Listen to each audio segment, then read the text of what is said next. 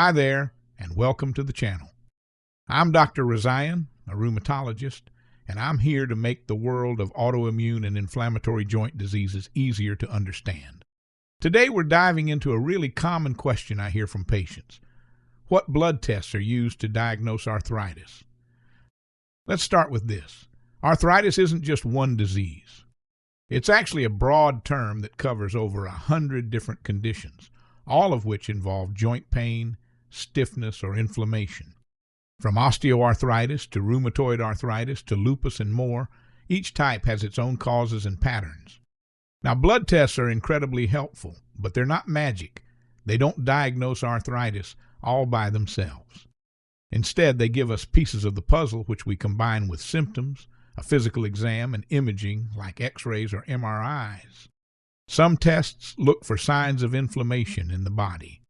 ESR, or erythrocyte sedimentation rate, tells us how quickly red blood cells settle in a test tube. If they settle faster than normal, that often means inflammation is present. CRP, or C-reactive protein, is another key marker. It's made by the liver and rises more quickly and reliably when inflammation is active. These tests can't tell us the exact cause, but they tell us something's going on under the surface.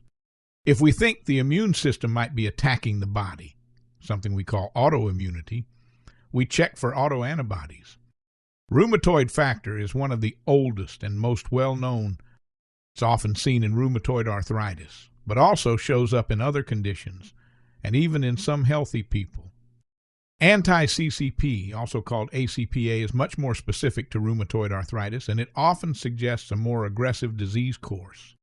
Then we have the ANA test, anti-nuclear antibody. This is a broad screening tool for autoimmune diseases like lupus, Sjogren's, or scleroderma. It's not specific, but if it's positive, it tells us to look deeper. That's when we might order an ENA panel, which breaks things down further. We look for antibodies like anti-dsDNA or anti-SM for lupus, anti-Rho and anti-LA for Sjogren's, and anti-RNP for mixed connective tissue disease. Some tests are more specialized.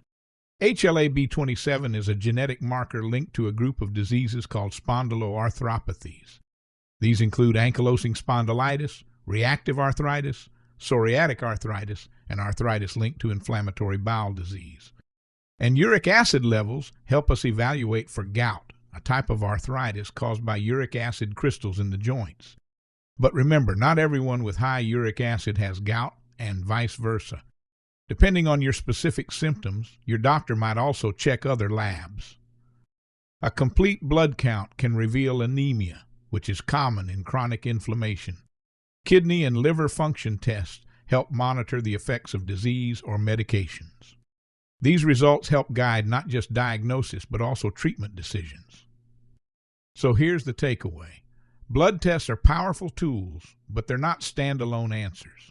They give us important clues, but diagnosis always comes from connecting the dots.